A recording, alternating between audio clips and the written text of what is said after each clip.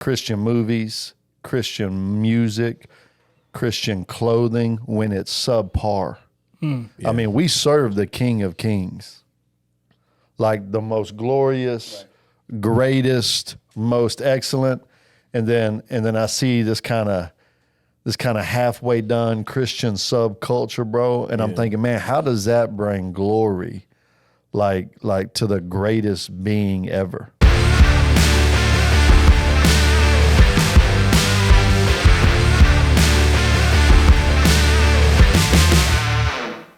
Fam, welcome back to the Betterman Podcast. As always, I got my man D. D, how are you today? What's happening? I'm good. They got you on that wireless mic today. Yeah, let's go. I'm feeling It's too much man. It's too much man to have a mic in front of you, bro.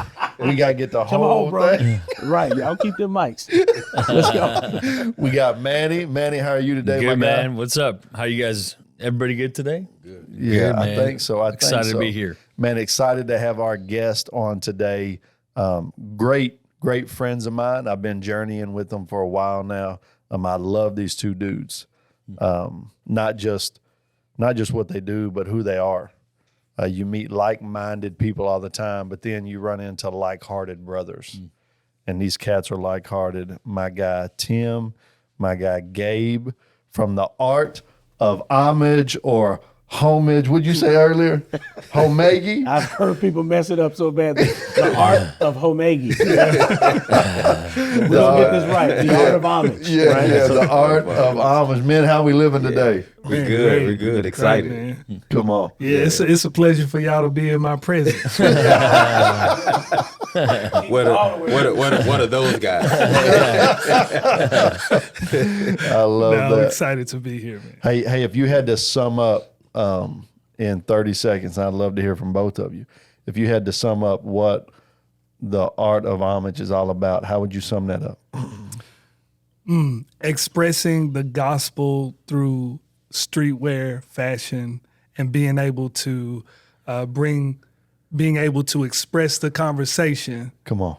of who you are just by people asking. Yeah, come on. And I would say really exactly the same. But art is free. It's creativity. It's your own expression, right? But it's all through the lines of just giving glory to God, and we just happen to do it through fashion. Come on. And wanted to give the permission for other people to do it as well. Come on. And not look cheesy doing it, by the way. So. Bro, that is, let's just talk about that for a second. That's my pet peeve. Especially, and this going to offend some people, but we're going to be okay with it. Christian movies, Christian music, Christian clothing when it's subpar. I mean, we serve the King of Kings, like the most glorious, greatest, most excellent, and then I see this kind of halfway done Christian subculture, bro, and I'm thinking, man, how does that bring glory, like to the greatest being ever? Yeah. Right. And one of the things I love about y'all's brand is, bro, it's fly. Man, appreciate it, man. 747. Man, you know what's crazy though is Tim and I we've been best friends for like 20 years since college, but we've always had like this approach to everything that we were doing, and it's funny you say that because we like it in other things as believers, but we can't produce it.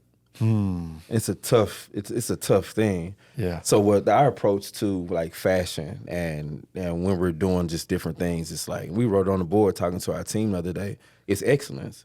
Yeah. Right. Like even as believers, why do we have to go below the bar of excellence? Yeah. And we were telling our content team, what's below excellence, guys? Mediocrity. Come on. So why do we have to be mediocre, right? When we serve someone that's, I mean, like he's perfect. Yeah. So in order for people to want what we have, we can't just say that we Christian, go buy it. Yeah. Nah, we have to frame it in such a way that we help people see who they are and who they can become. Yeah. And that's always our approach. Yeah, so 33, we done graduated, came through college, and the shirts and everything that was out was like Coca-Cola, Jesus is the real thing. You know, it's like I'm not Somebody's wearing that right now, bro. They're taking it off right now. I ain't never wearing this shirt again. It's a dead, it was dead the man remake. walking, Galatians 2:20. Yeah. It was remakes of movies and popular shows, but it was like, man, we can just have our own authentic space, authentic thing in the space, and so that's what we were trying to create. And it just so happened to be something that God has used at this level. So God's used that at a big level. I remember watching a UFC match, and this dude was this Christian UFC fighter. Oh yeah, He was trying to do this Christian UFC clothing thing, and he had a shirt on that said "Jesus didn't tap," right? And I looked, I said, actually, he did. Like, that's the point. Like, he did tap. He died. I mean, that's the whole point of the thing. Like, even not only is your shirt cheesy, but it's like theologically inaccurate. like that's terrible. I mean, at least if you're gonna make like cheesy Christian wear, let's be theologically accurate with it. Hey, Chris, I hope you don't run into him on the streets Bro, anywhere. ain't that the truth? Ain't that the truth? He'll tap you out. He's like, I'll show you Jesus didn't tap. Well, look, speaking of cheesy, man, I saw the CrossFit Jesus shirt. Jesus was fit for the cross. Oh, This is my thing. I mean, you got Jesus This is in going ripped far. and swole. Yeah. But I I love y'all's see that. creativity. I can't remember the first time I saw, I think it was the Mercy shirt, right? Where you're taking all the vowels out of it. Yeah. And so I just think of the God of the heaven and earth, the God who created everything. And that he's given you guys a vision of creativity. And you create out of what he's already given you, man. I'm just blown away by some of the designs and, who you guys are. Tim's my neighbor. He literally lives, 20 or 30 feet from my house. But I get to see your kids, come through the neighborhood, dunking on my kids all the time. But yeah, man, it's just great to see how far you guys have come in a very short period of time. Man, you know what's we clown about it because that's all we saw, that's all we knew. It's like I can't, like, as far as I can go is like being in the youth group or being at this church event wearing these clothes because I'm too embarrassed to wear it to go to the Friday night football game or too embarrassed to wear it at the mall. Our approach is like biblically sound, culturally relevant. come on. Right? Now, and it's twofold because biblically sound enough is that we have to get a language for the believers to be, and the permission. Hey, you can be fly. All of us, we all have on fly kicks today. You can have on your fly kicks and have on your fit, right? But then culturally relevant enough with that same Mercy shirt, it's like it gets the eye of somebody who don't even believe. Come on. Because it is fly. And that's Right. and that's really the heart of the show today. We want to talk about, and I believe we got two experts with us. 100%. We want to talk about engaging culture. Yeah. And really there's three wrong ways to do it, and I think there's one right way to do it. The three wrong ways to engage culture is to either dominate it, run from it, or assimilate to it. And I think the right way to engage culture is to redeem it. Right? So I just want to unpack that a little bit because we got cultural experts with us today. So when you hear the term dominate culture, which we've seen like Christian nationalism and things like that try to do, like what comes to mind when you hear dominate culture? What about you, Manny? When you hear or see the church or Christians trying to dominate culture, what comes to mind? I mean, I think the first image that comes to mind for me is just bulldozing and forcing people into something that they may or may not want. And I think whenever it seems to me that any time in history, whenever Christians have attempted to force anything down people's throats, it never ends well. Right. And so I mean, as much as we try to force that, I don't see Jesus doing that in the Bible. I don't see him forcing anything down anybody's throat. And I feel like, I mean, he's there inviting and offering within the culture. But there are different cultural constraints that I think he had to deal with, that we have to deal with. There's some that we have to deal with today as well. But I think bulldozing anybody into anything just never turns out well. Yeah.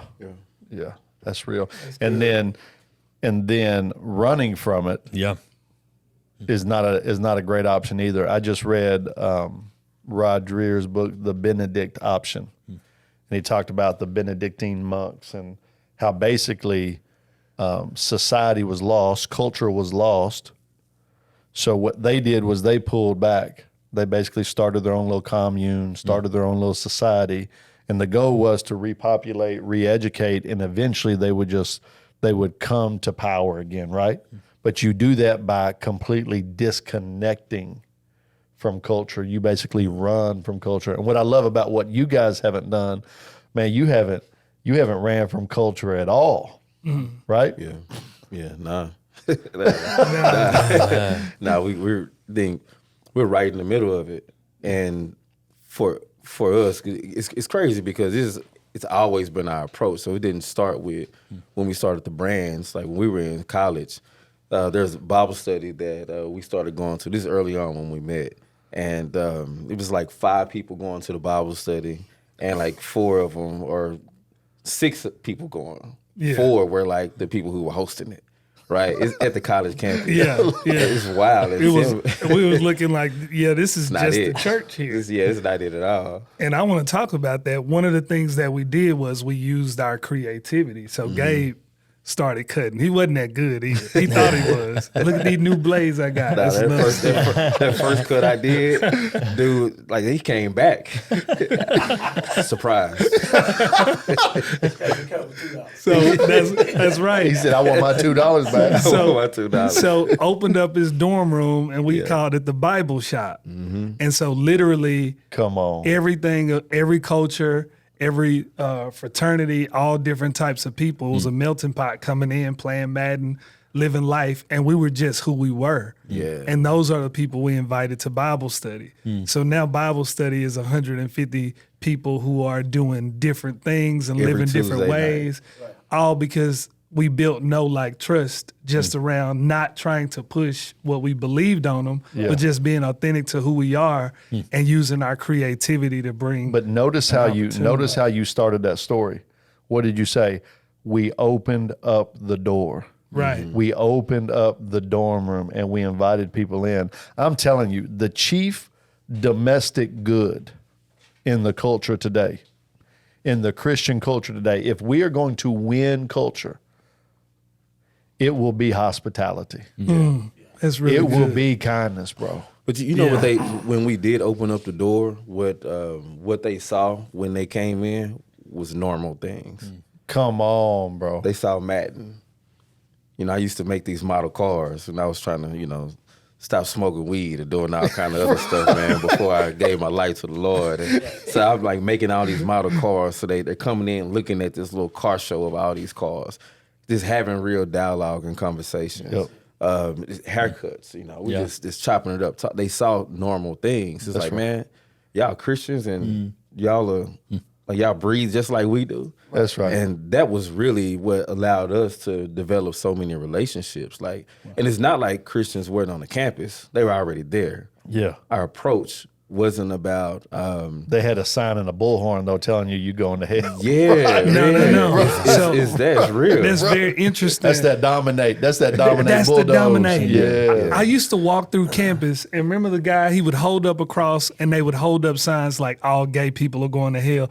And I was like, this is not going to work. That's not it. I was like, in fact, this is going to push people further away. Yeah. Even people who are like on the edge, because it's like, man, that's too much judgment. Whereas why can't you just accept me for where I am and then let me get into an environment that's conducive to me being different? Yeah. Right? If you in a room with 4 or 5 guys and the things that they talk about and the things that they're doing is different from what you've seen, it's a curiosity about, man, these guys look like me, they dress like me, but they're talking different. Right. And that's a whole different thing than if you're trying to dominate or judge or run from it, right? Right. So we ain't running from culture. We are who we are. Yeah. But at the same time, we're giving people that opportunity to see something different. Yeah. Come on. So I think. Well, go ahead, man. The only thing I was going to say is, if we go back to dominating the culture, I think you guys have not intentionally tried to dominate,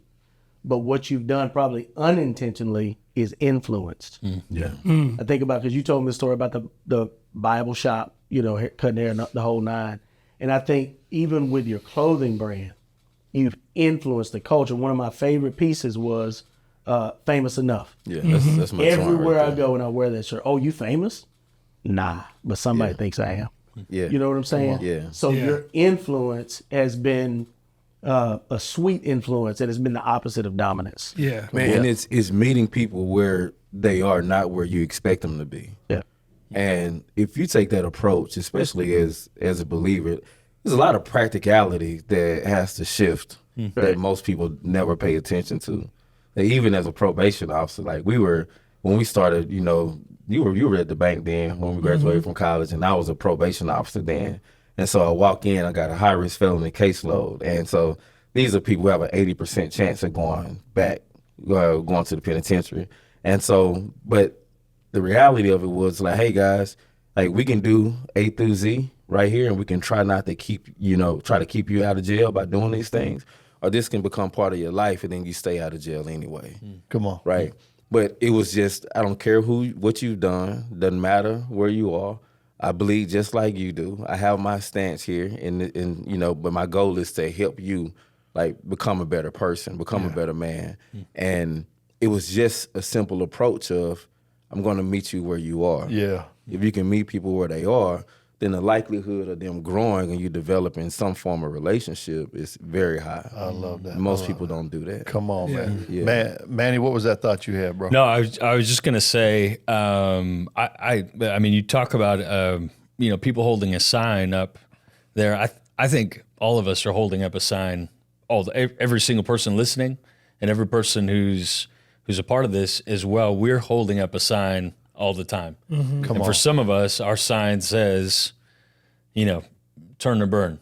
Yeah. For some of us, the sign says, listen, the Lord loves you.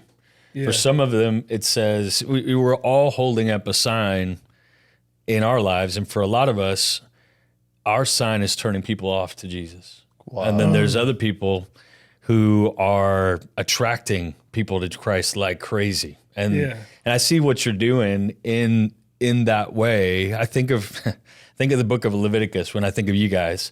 And not many people read the book of Leviticus. That's the first time y'all heard that, bro. That's the first time y'all heard You that. may never have heard that, but that'll be your soundbite forever. So, but the book of Leviticus, when I first read it, or I was reading through it, and I saw, and I was like, why are all these rules in here about clothing? I mean, it doesn't make sense. But the whole book of Leviticus is talking about the way in which we present ourselves to the world needs to point people to Christ. Come on. It needs to point people to God. And I think that's what you guys are doing, is you've developed a brand that people can see a mile away. There's something different about you. And that's the whole point of Leviticus. And I think that's what God wants for us today as well. And so I love what you guys are doing. And I love that people have to make a decision to wear it or not. Yeah. There's a lot of people who I think, I gave a shirt away. I used to be a youth pastor. I gave shirts away, but I never saw our kids wear them. And I said to them, I was like, listen, guys, you've got to make a choice. Yeah. Who do you want to look like? Right. And for a lot of them, they're like, well, I want to look like the culture. I don't want to transform it. I don't want to do any. I don't want to redeem it. And so anyway, I love your brand. So. Man, you know what's dope is that, like, even like in public schools, it's never been a space where, like, you can't wear like a faith-based shirt or a Christian shirt to school. We don't do that. And not be cool, for sure. Right. And so, and even from like an administrative standpoint, in public schools, like, no. But I mean, there have been days where I had a buddy of mine. It's like, hey man, I want you, like, check this out. It's like 5 or 6 people wearing y'all's gear in the school. Come on. From the principals to the teachers to the students. And so it's like, when you take that approach though, it's like, it just you're able to get past these barriers and these walls, right? And you're not dominating. You're just creating a space, for people to see what you do.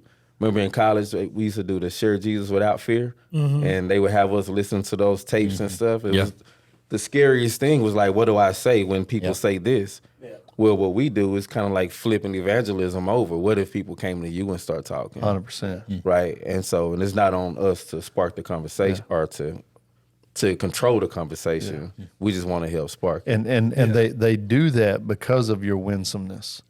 And I think that's a word we've got to key in on, especially in the church today, in the political climate we're in today, in the time we're in today. Man, we've got to start being winsome again. There's something I teach my children. Mean what you say what you mean. Don't ever be mean when you say it. That's good. And I drive that home, man. Like, mean what you say. Like, if you're going to say something, man, be ready to stand on it. Yeah. Right? Yeah. And then always say what you mean. Like, it's a free space here. Yeah. You can say what you mean. But by God, don't ever be mean when you say it. That's a problem. Real. That's a problem, right? Yeah. You've got to lead in attractiveness. You've got to lead in winsome. We forget that Jesus was a lion and a lamb. He was both. He was a man of strong conviction, strong faith. He was the Imago Dei. Tim, you wearing that shirt, the Imago Dei, the image of God, the likeness of God. Jesus was that. But he was also super compassionate and understanding, and he listened to people, and he met them where they were at, right? He called people unto him. He was both. And too often today, whether we're trying to dominate, run, or assimilate the culture, we divorce those things. Right. So I know Christians, I know Christian leaders that are in that conviction category, bro. They're always telling me what they're for, right? They're always telling me what they're against, like over and over, like I know. And I bet your church is probably kind of dead and cold, right? Yeah. My guess is ain't a lot of new people coming through the door, right? And then I've pastored the opposite. I pastored a church that was all compassion. God is love, and he loves you. We don't really know what we mean, but God is love, right? We had a water slide into the baptistries. I mean, it was crazy, right? It was wheels off. Right. In the name of the Spirit. But neither, to divorce those, neither of those approaches are good. No, we can say what we believe, and we can do it. We can do it in a kind way, and that's where it gets to redeeming culture. Right, we're not just transforming it, man. We're actually redeeming it and making it what it should have been, what it should have been, which is what I love about what y'all are doing. Yeah. Another way to say that as well is that Jesus came full of grace and truth. Come on, and the fact I don't see a lot of people who are full of both. I see a lot of people who are full of truth, and then they bang people over the head with it all the time. I see a lot of people who are grace and everything goes and let everything slide. Yeah. But when Jesus is living full of grace and truth, come on, I'm like, we need more men who are living full of both of these. And it's a tough thing to have both of these up for a lot. It's like I'm saying, it's one or the other for a lot of people. Let's go. And so anyway, speaking of grace and truth, man, I think about the story of when these men brought this woman to Jesus and accused her of adultery. Yeah. And he charged her up, go and sin no more. But he looked at them and said, throw the rock. And I'm just always amazed by that. Throw the rock. Yeah. Make that your next T-shirt. Yeah. Throw the rock. Yeah. throw the rock. Nobody can throw the rock, bro. You over here trying to get a T-shirt. I'm trying to get a T-shirt. No, I'm just kidding. But I'm just saying, speaking of grace and truth, right? He could have treated her the same way that they did, but he didn't because of who he is. Yeah. And he challenged them, throw the rock if you ain't done the same thing. Yeah. And no one can throw it. Yeah. Grace and truth. Yeah. That's really good. I love that, bro. Hey, listen, if you put that on a shirt, he gonna want something, bro. Hey,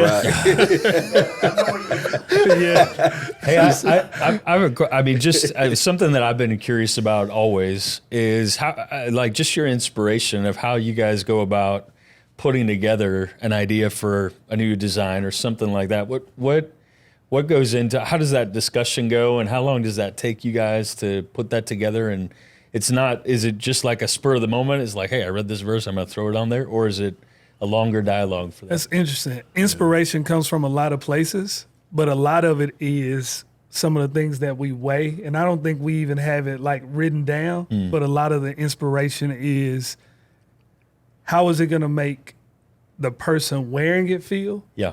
And then how is it going to make the person seeing it feel? Come on. That's awesome.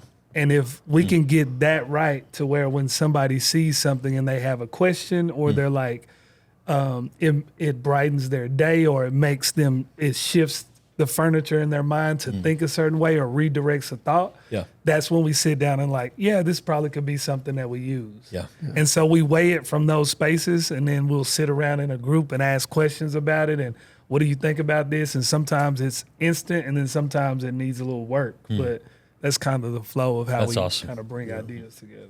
Yeah. Come on. It's really dope. And then sometimes we'll have, just through dialogue and conversation, I think some of our dopest ideas have just been Tim and I just on the court shooting and talking or just standing in a doorway having conversation or captions that we may put on social that it's like, oh man, that actually has something to it. And then we take it through those guidelines right there. Yeah. Man. So we was talking one day, I think it was a sermon by Matt Chandler.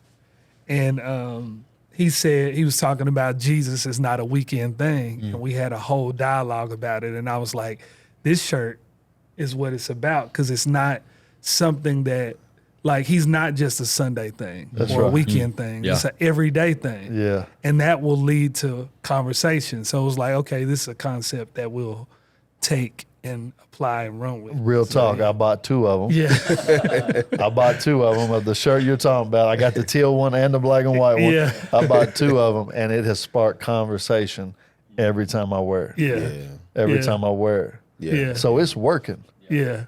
Yeah. It's working. You can.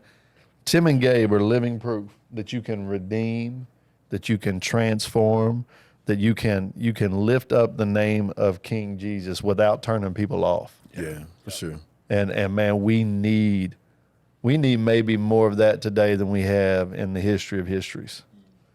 Man, for those watching, you gotta stop trying to dominate the culture. Stop trying to run from the culture. Stop trying to assimilate to the culture, man. Don't let it run over you, but man, redeem it. Stand up in the middle of culture in a winsome way and say, hey, we know a better way. There's that, you read in the Bible, some of you turn and burn guys. The gate is wide that leads to destruction, and a lot of people are going to find it. But the path is narrow and the gate is small that leads to life. Yeah. Sometimes I think we find that small gate and we can't wait to get to Jesus, that we forget it's okay to spend a little time at the gate shouting, it's over here. Wow. Like, I found it. Yeah. Like, bro, I found it. I found the gate.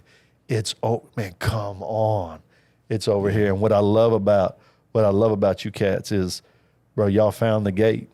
But instead of just running in and leaving everybody, you're saying, no, we're going to bring people along, man. So keep it up, man. Super encouraged. We're giving away this episode. We're giving away AOH Gear. Some of that gear we talked about. You'll see that in the show notes. We got a link to y'all's website, everything you're doing. You're going to see that in the show notes. Check out our guys at the Art of Homage. It's going to be life changing. It's cold, man. And thanks for being with us. No doubt. Man. Come on. Thank you.